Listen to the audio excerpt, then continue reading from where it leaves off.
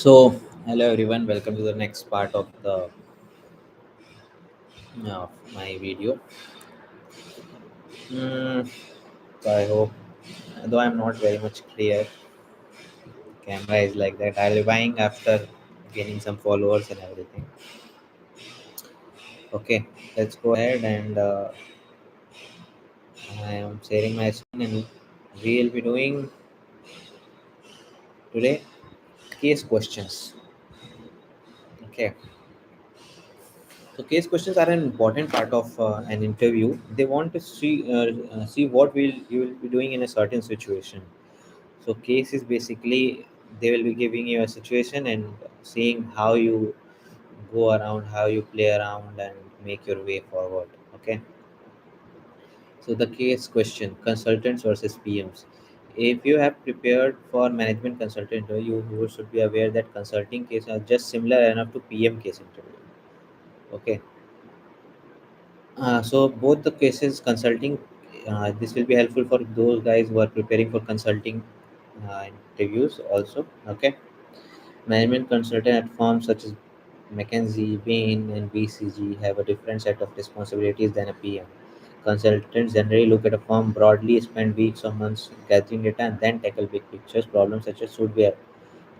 They look at things like compare product managers focus on the products and hits.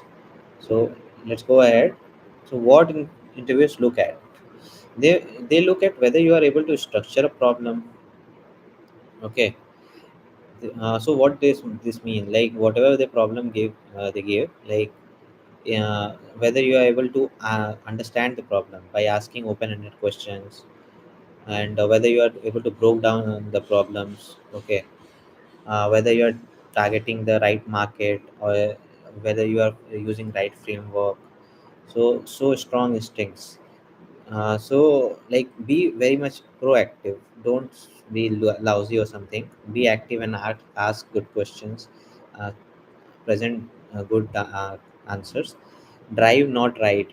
Okay, don't just start saying everything, just answering the questions, just one solving the questions, the case. Take the interviewer along with you.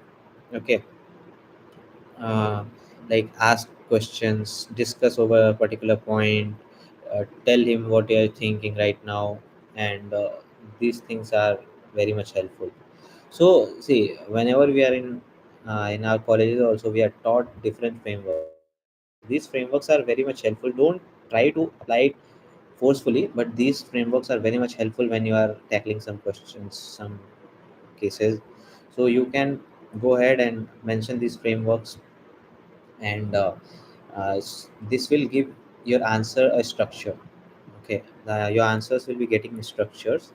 So let's go ahead and start with the frameworks. Customer purchase decision making process. So I'm sharing this screen, right? Okay. Customer purchase decision making process. There are many frameworks to model the decision making process, but two of the most common are IDA and REAM. Okay, customer purchase decision making process. What is decision making process? So suppose you are a customer. Suppose you have never heard about a brand named Apple.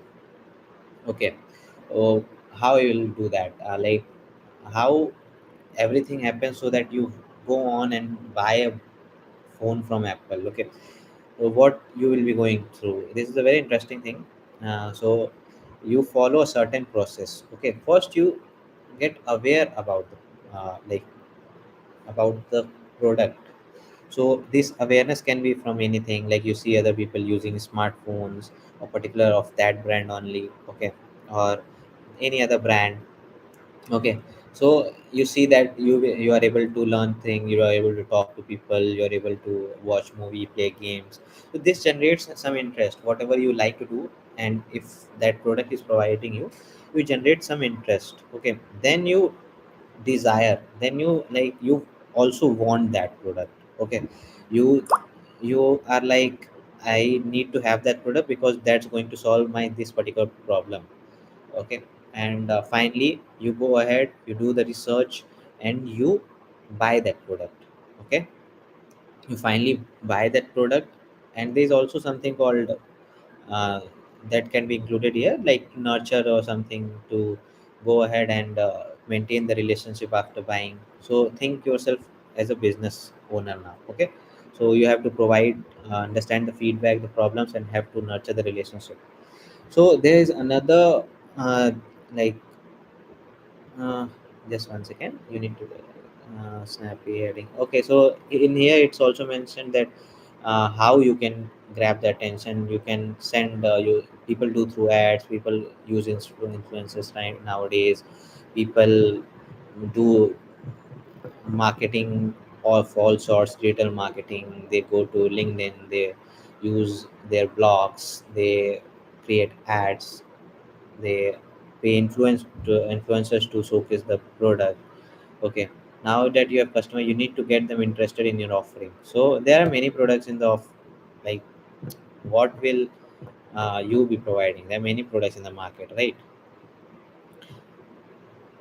So you need to have some unique value proposition. So now comes the REAN. Okay, AIDA model. There is another. There are plenty of models. Like customers, if you will Google it, they will be adding awareness, then desire, then interest, action, then feedback, then post purchase interaction. All these kind of things are there. Then you come to REAN. REAN expands into reach, engage, activate, nurture. It's the same thing like AIDA, but uh, like this is kind of, this adds the post purchase. In here you see we are till action only, we are like when customer finally buys the product we stop, but in here we are nurturing the customers also. Okay, then reach, engage, activate, nurture. These are the like full form of reach, engage, activate. I already told. Nurture is like building a relationship with the customer after they buy your product. Okay, so now comes the marketing mix. This is the most important framework you will be coming across in marketing. There are 4P and there are 7P of marketing mix also. So we will be talking about 4Ps here. Let's see what are for these are the 4Ps: product, price, promotion, and place. Product. What is your product actually is? Like what you are offering, what kind of problem your product is going to solve. What? So suppose I have this bottle with me. So, what this is a product. This is solving the thirst for me. Whenever I need water, I can go to this product. Okay, this is solving my want. The core purpose of them is to provide a container where you can drink something from. But still, they are costly. Why? Because they are tackling two different kind of customers, type of customers. Okay, suppose I am just a student, so I just want to drink water. Suppose now I have a family of four, so I'll be buying something which is very strong, so that even if my kids play with it, it doesn't break. So the price for that quality will change. Suppose if I am inviting guests, I'll be uh, keeping the kind of bottles which the guest will like, though it will be costly, but it will be beautiful. It will be used for serving water only, but it will be looking beautiful. Okay, so the price changes. For example, an online storage service could have a 1 month free trial followed by a discounted pricing for non-profits with additional a la carte purchases for an automatic backup utility. Okay, promotion. So now after the price part, the most important thing is how your customers will be knowing that you are providing something, right? Suppose I created this bottle, or suppose I made this uh, earbuds and I'm sitting around in my room. I have made this product, I have set a price to it, but how will others know that this is uh, so see, for a promotion for a kids product could include freebies given to influencer bloggers. Okay, place. So suppose you know about this. I will come. Sorry for using this all this again and again. But now you want this product to buy. So how you will be buying? You will be needing some platform to communicate with me, right? So that's the platform. Okay. So sorry, platform or place. I'll show the other three P's also. 7 P's of marketing mix. The other P's are product, price, place, and promotion, people, process, and physical evidence. People, the human element of the business. So, what kind of people will be interacting with you? What who will be handling your delivery? Who will be handling you by showing this product and awareing, making you aware about this product? So, so these are the process. So this was the delivery service to the customer, ensuring efficiency and positive customer experience. Now the physical evidence, the tangible aspect of a service or that customer can see and touch success. Physical evidence is just that suppose I am launching a new product, okay, and or suppose you have gone to IKEA, okay, and you see a room full with furnitures, tables, and nice chandlers and proper interior work. So these are the physical evidence that you see there, and you realize that you can implement the same thing in your home. So that's the physical evidence of the this 7 P's. Okay, let's go ahead. These are the marketing mix. Now we come to the SWOT analysis. SWOT analysis is the most important thing because you can put it everywhere. Everything has a strength, everything has a weakness, everything has an opportunity, and everything can be threat. Okay, so see, the marketing mix is a way to understand different aspects of the product's approach to marketing. So, how a product, how a marketing approach should be for the product, that tells the marketing mix. SWOT analysis is a structure to analyze companies and products. So we basically most of the time we use to do the strategic analysis through SWOT analysis. Okay, but you can most implement this almost everywhere because everything has strengths, everything has weakness, and there is opportunity and threat to everything. So what is strength? So like these are the benefits your customer is going to have, okay, through your product. This can include anything about the cost of the product features, company culture, reputation, infrastructure, other aspects. For example, in considering launching the Kindle, one of the would be that it is already a place where customers buy books online. So suppose Amazon, yeah, I'll take an example from the current world.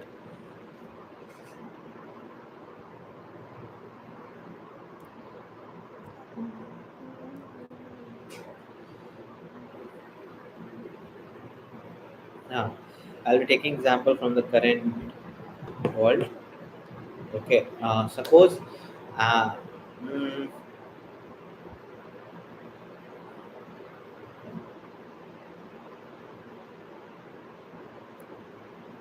for example, so I'll taking not this one.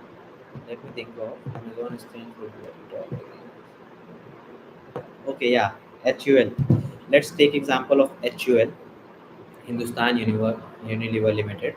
I'll show you what kind of products HUL have. HUL products. Okay, images. Just imagine a simple brand like HUL have these many products. Horlicks, Surf Excel. These are shampoo, conditioners, Dove, Boost, and for common toiletries, eatable items, soaps, ice creams. Just imagine the what kind of uh, business this is. Like suppose HUL tomorrow decides that it wants to launch a bottle.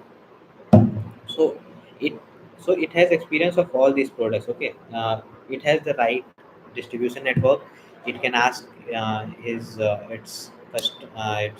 distributors to include this bottle along with other products when it sells. So they will listen to them. They'll listen to HUL because they have a good rapport with them. These are the HUL's strength. That's why they are able to launch new products and increase the demand for it and make it a success most of the time. Okay, weakness. So there will be a weakness to everything. Okay, so these things are mostly internal. Okay, so here only is an example, but I will be taking example from real world. Suppose Apple is started. Apple entered into the world of car making. They were trying to make the next gen car, but what happened? They failed at it because they didn't have experience with the car making, right? So that's not a very good example, but mm, let's take something which actually failed. Mm, Weakness can be of any type, like not able to cater to the understand the pricing part. Sometimes you put the price at very high, and then it's not up to the level. Okay, opportunities are the external focus factors such as mass market growth, technology changes, competition, and legal regulation. For example, the growth cost of healthcare creates an opportunity for the product that gives better insight into one health. Okay, okay. Only changes market. So opportunities should include real world of things also. You should know about real world what things are going on. If Trump is increasing the tariff, how it will be affecting certain people. Okay, now comes the threats. Threats are the external challenges the product faces. For example, the unpredictability. Just one second.